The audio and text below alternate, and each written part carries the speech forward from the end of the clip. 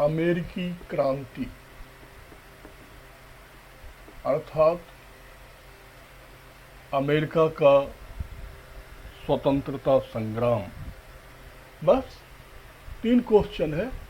Question एक ही है, कारण स्वरूप में दम ही नहीं है कि पूछे, और परिणाम तो तुम लोगों को इतना अच्छा सिखा दिए कि बिना पढ़े लिख सकते हो। 10 क्वेश्चन होता है।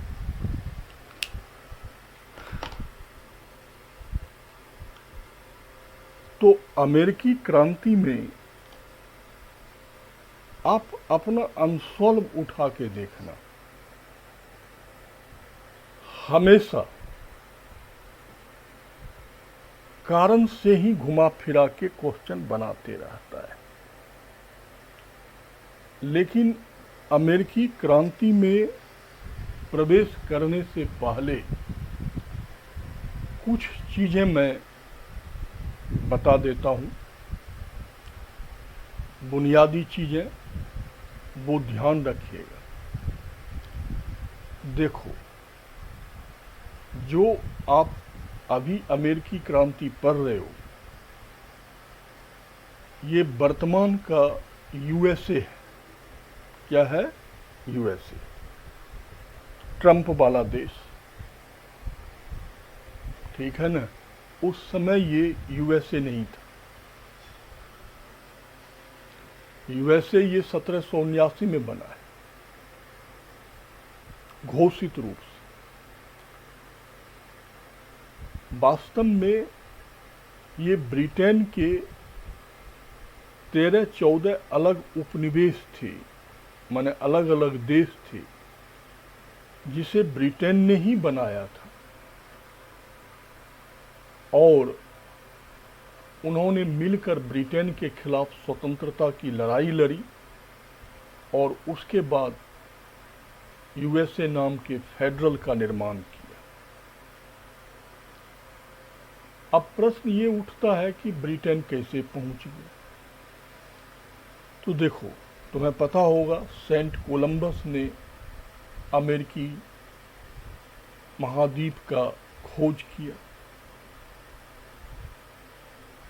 भाई, उस समय ना तो उत्तरी अमेरिकी महाद्वीप था, ना दक्षिणी अमेरिकी महाद्वीप था। ये सब तो विभाजन बाद में हुआ।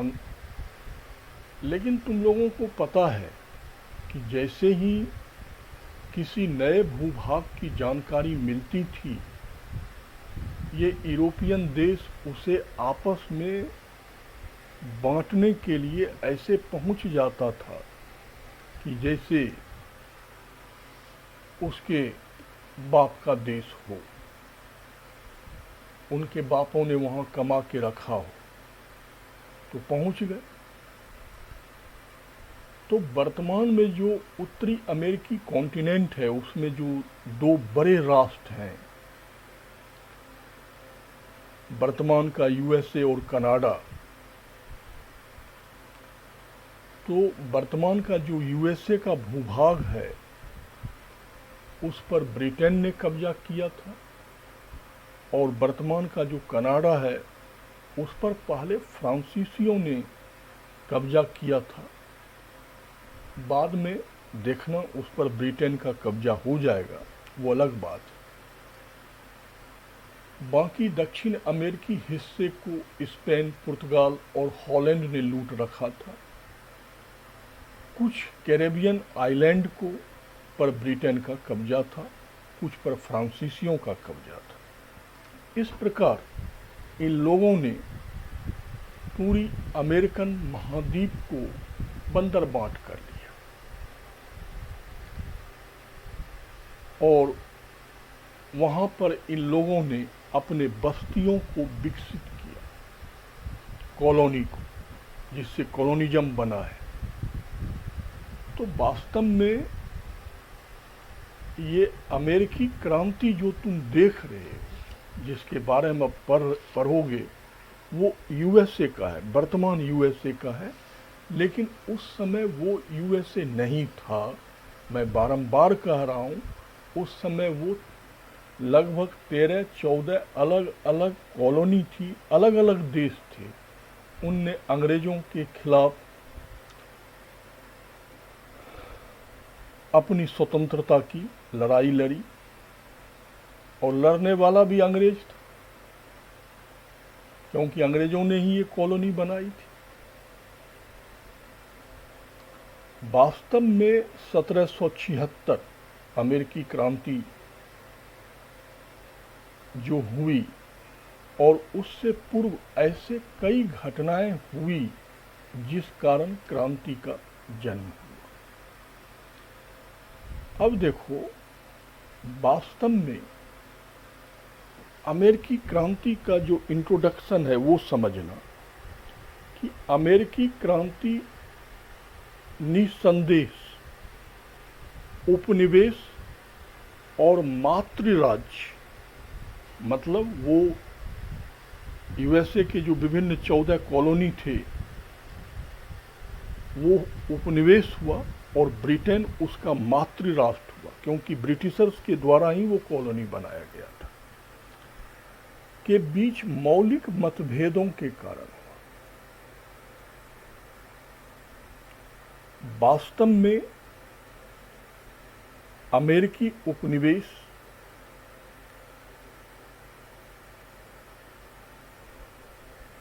का जो स्वतंत्रता संग्राम है वो ब्रिटेन तथा उपनिवेशों के बीच आर्थिक हितों का, बस ये ध्यान रखना, आर्थिक हितों का संघर्ष था मौलिक रूप से। हाँ, लेकिन उस समय ऐसे राजनीतिक सामाजिक घटनाएं भी हुई जिसने स्वाभाविक तौर पर उस क्रांति के ऊपर प्रभाव डाला। ठीक है, वहां पर ऐसी प्रशासनिक व्यवस्था भी थी जिसने इस क्रांति पर प्रभाव डाला, लेकिन यथार्थ में जो लड़ाई का जड़ था वो इकोनॉमिकल इंटरेस्ट था। तो रियल में अमेरिकी स्वतंत्रता संग्राम जो है वो आर्थिक हितों का परिणाम है।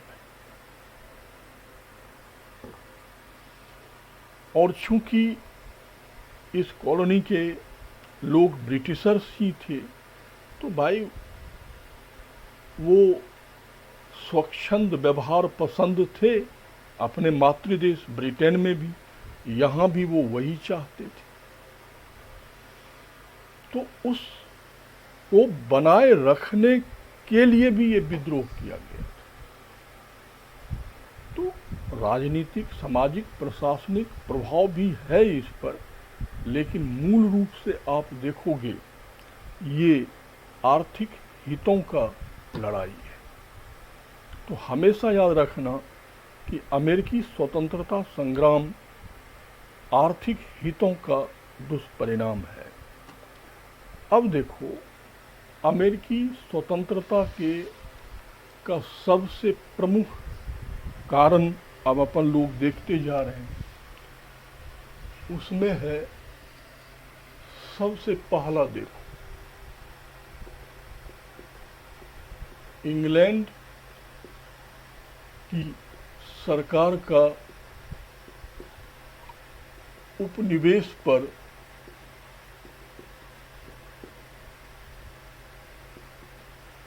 नगण्य नियंत्रण। ठीक, यथार्थ में शुरू से ही जब से ये उपनिवेश बना 17वीं शताब्दी 1600 ईस्वी से, तो उपनिवेशों पर पूर्ण नियंत्रण स्थापित करने का प्रयास नहीं किया किसने? इंग्लैंड ने। इसलिए कहा जाता है कि अमेरिकी स्वतंत्रता, ध्यान देना, अमेरिकी स्वतंत्रता संग्राम ने एक उपनिवेश को तो स्वतंत्रता दे दिया, लेकिन दूसरे उपनिवेश के गले में फंदा डाल दिया, और वो फंदा भारत के गले में डला। इसी लचर प्रशासन के कारण यूएसए हाथ से निकला। तो देखो, भारत में उसने फंदा कसना शुरू कर दिया कि कहीं ये भी लचर से ना निकल जाए। तो वास्तव में इसके निर्माण काल से ही उपनिवेशवासी अपने परिस्थितियों के अनुसार यहाँ विकास करते रहे। भाई सरकार का कोई इतना नियंत्रण था नहीं, क्योंकि सरकार का ऑब्जेक्टिव कुछ और था। अब देखो, इसके पीछे दो प्रमुख कारण हैं। पहला कारण है कि ब्रिटेन में राजतंत्र वर्सेस लोकतंत्र हो रहा था। ध्यान देना इस पर। ब्रिटेन में परंपरागत रूप से राजा का शासन था।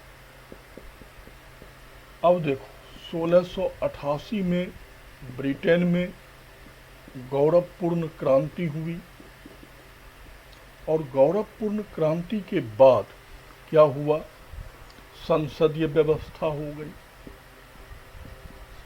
ठीक है, तो राजतंत्र और लोकतंत्र के बीच में एक दिन में ही पूरा सत्ता का हस्तांतरण नहीं हो गया, एक विकास के क्रम में हुआ, और इसमें 100-125 साल लग गए हैं। अब यहां पर प्रॉब्लम ये है कि अंतिम निर्णय राजा लेगा कि अंतिम निर्णय संसद लेगा। इसी को लेकर ब्रिटेन में एक राजतंत्र और लोकतंत्र के बीच गृह युद्ध की स्थिति थी। ब्रिटेन के कई अधिकारी ये नहीं समझ पाते थे कि अंतिम अथॉरिटी कौन है।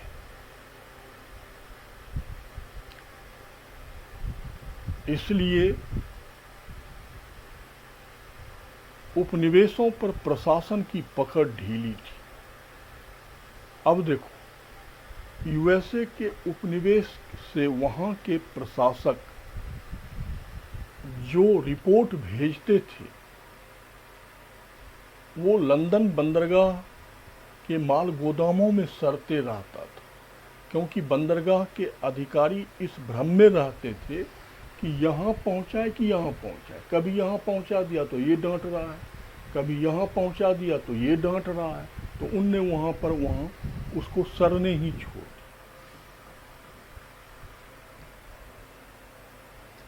तो ऐसे स्थिति में उपनिवेश में क्या हो रहा है, वहाँ की लोकल गवर्नमेंट क्या कर रही है,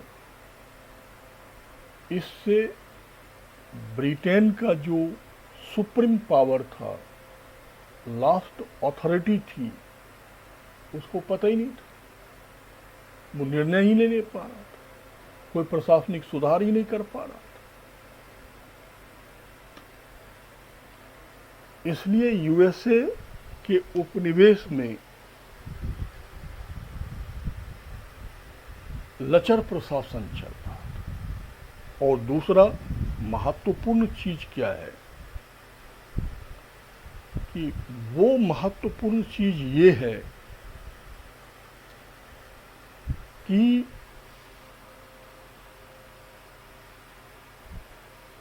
उस समय ब्रिटेन में वाणिज्यवादी काल चल रहा था।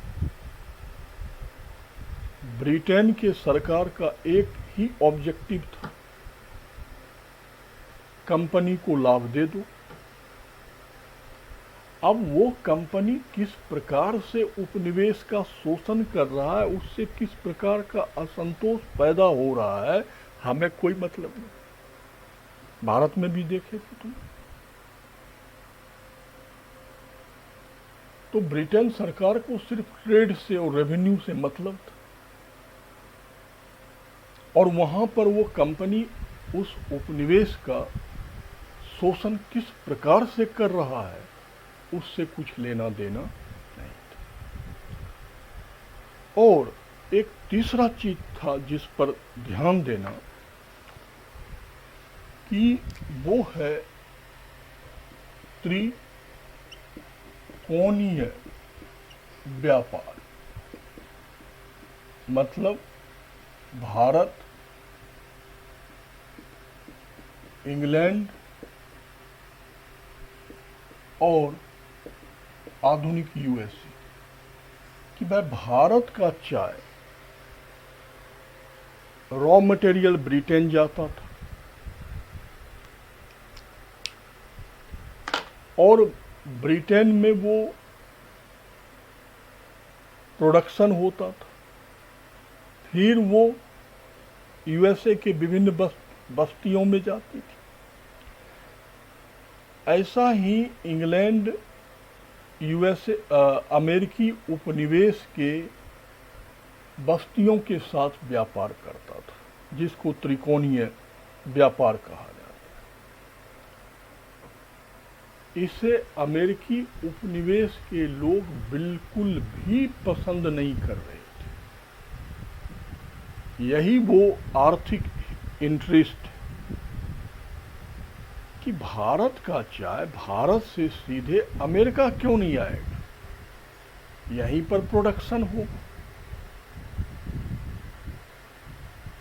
भाई भारत का चाय इंग्लैंड गया, वहाँ प्रोडक्ट हुआ, फिर अमेरिका गया, इससे ट्रांसपोर्टेशन कार चार्ज और कस्टम ड्यूटी बढ़ गई, चाय महंगी हो गई। ऐसे अन्य देशों के साथ। तो इस त्रिकोणीय व्यापार को अमेरिकी ने अपने दिल में बैठा लिया था कि जब तक ऐसी व्यापार होती रहेगी तब तक हमारी स्वतंत्रता पर अंकुश लगा रहेगा। मतलब उनका मानना ये था कि हम गुलाम हैं इसके न, तभी तो ये हमारे साथ ऐसा व्यवहार करता है, नहीं तो हम भारत से सीधे चाय मंगवा लेंगे, पुर्तगाल से ये मंगवा लेंगे। यही वो इकोनॉमिकल इंटरेस्ट है जो इस विवाद को बढ़ाएगा, जो आपको तत्कालीन कारण में दिखेगा।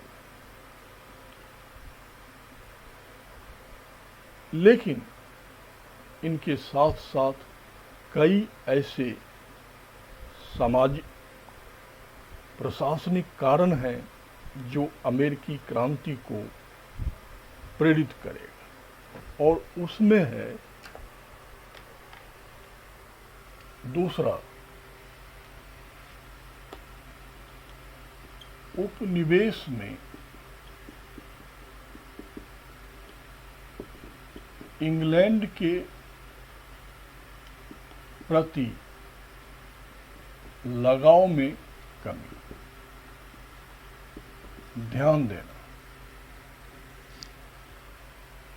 मैंने आपको पहले बताया था कि इन सारे बस्तियों के निर्माता कोई और नहीं है, ब्रिटिशर्स, अर्थात ब्रिटेन के लोगों ने ही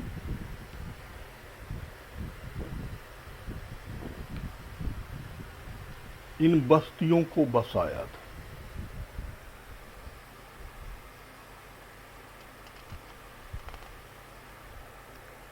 इसमें कुछ तो पूंजीपति थे जिन्होंने पूंजी का इन्वेस्ट किया, लेकिन जानते हो मैक्सिमम लोग कौन थे? ये इंग्लैंड के चोर चिल्लर गुंडे आवारा थे, डकैत, हत्यारे, जिनको काला पानी की सजा देकर इन बस्तियों में भेज दिया जाता था ताकि वो वहां पर बस्तियों का निर्माण कर सकें। तो शुरू में इंग्लैंड की सरकार ने ऐसे ही लोगों को उपनिवेश में निष्कासित किया जो काला पानी सजा पाने वाला क्या किया था, अपराध किया था। तो इसलिए वहाँ के उपनिवेश के लोग अपने देश के प्रति लगाव रखता था कि यार चलो कम से कम जान तो बचा।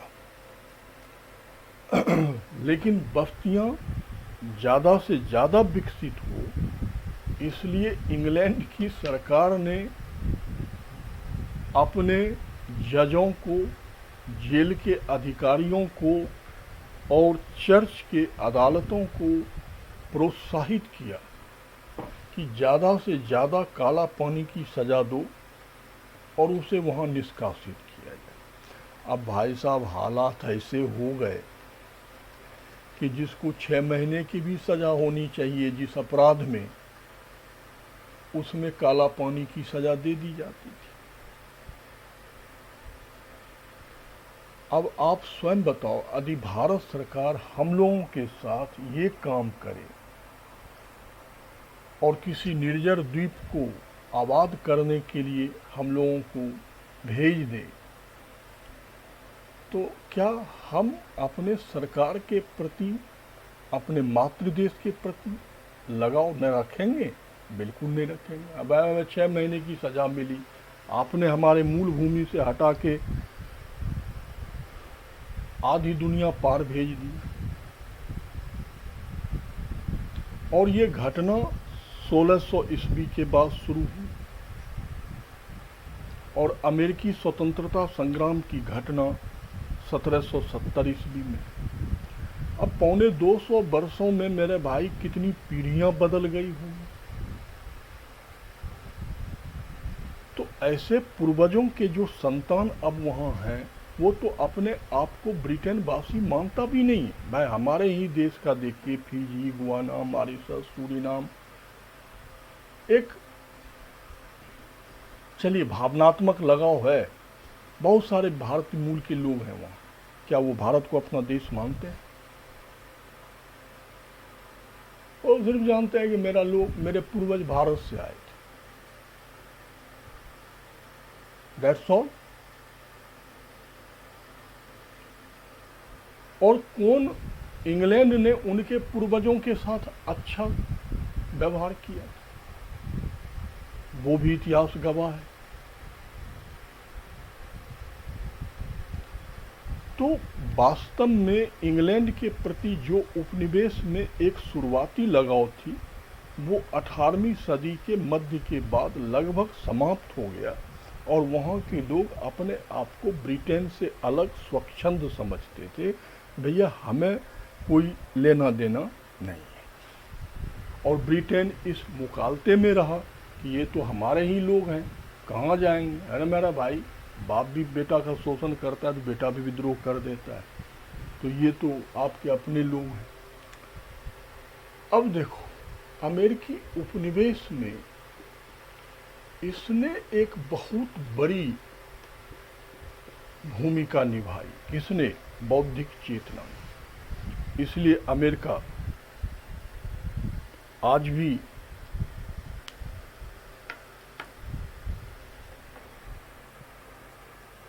शिक्षा का केंद्र है।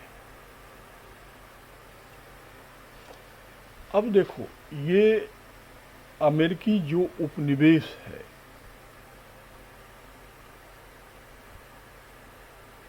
उसकी जो विभिन्न बस्तियां हैं,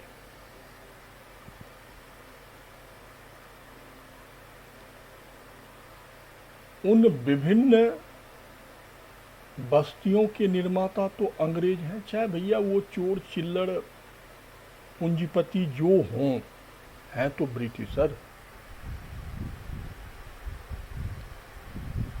तो ये आधुनिक शिक्षा के महत्व को समझते थे।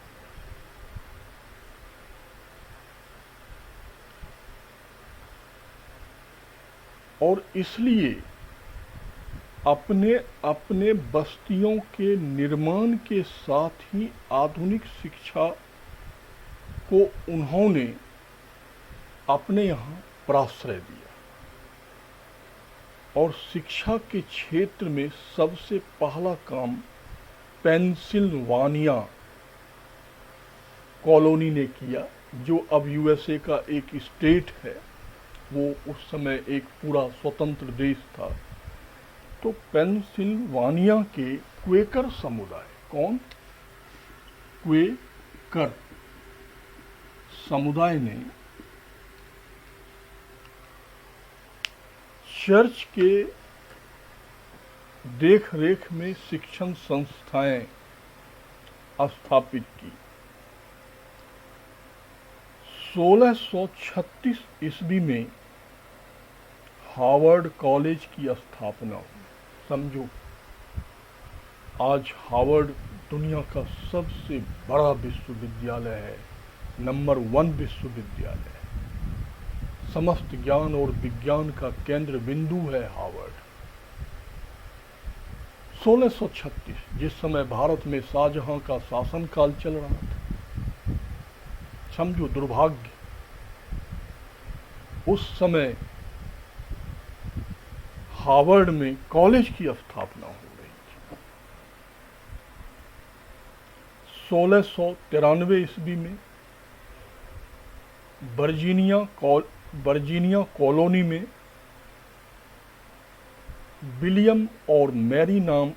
विलियम और मैरी कॉलेज की स्थापना की गई। स्त्रियों के लिए ललित कला के केंद्र खोले गए। 1704 ईस्वी में बोस्टन शहर से आधुनिक समाचार पत्र का प्रकाशन होने लगा। तो देखिए, इन्होंने आधुनिक शिक्षा, आधुनिक विचार, इसे अपने तरीके से बढ़ाया और इस आधुनिक शिक्षा, आधुनिक विचार ने उनके जीवन में नए दृष्टिकोण को पैदा किया। तो स्वाभाविक है कि वो नाम मात्र के अंकुश को भी स्वीकार नहीं करेंगे, वो पूर्ण स्वतंत्रता की बात करेंगे, जैसे हम भारतीयों ने किया। हमने तो सीख के किया, ये तो सीखे सिखाए थे। इसलिए अमेरिका बौद्धिक केंद्र हमेशा बना रहा। अब देखो प्रशासनिक स्वरूप, देखो उपनिवेश का जो शासन व्यवस्था था उसका 3 प्रमुख संरचना में था।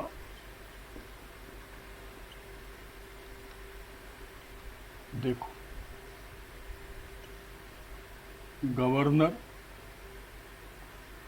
ये गवर्नर का परिषद और वहाँ के स्थानीय लोगों के द्वारा विधायिका का निर्वाचन होता था।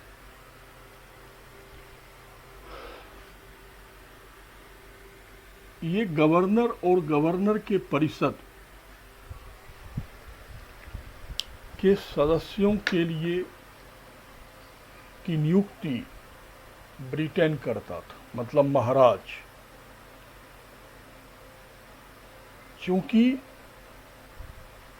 इन बस्तियों ने अपने निर्माण के प्रक्रिया के साथ ही वहाँ विधायिका को विकसित किया था, इसलिए अमेरिकन विधायिका बहुत मजबूत अभी भी है।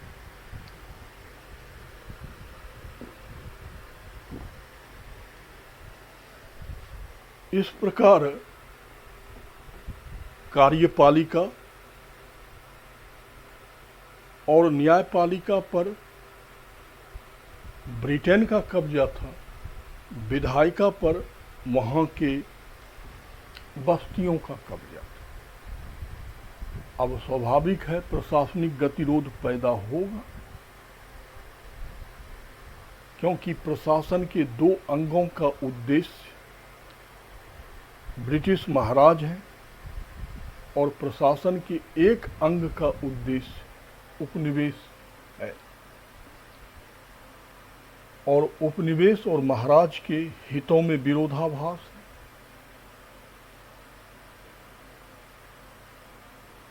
और वहाँ पर कारारोपण करने और बजट पर अधिकार विधायिका का था। इसलिए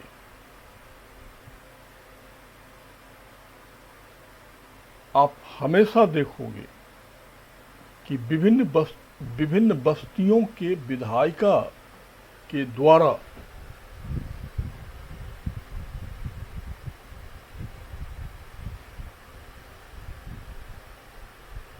गवर्नर के परिषद और न्यायपालिका के जजों के वेतन में कटौती कर दिया जाता था, जिससे हमेशा प्रशासनिक गतिरोध के साथ साथ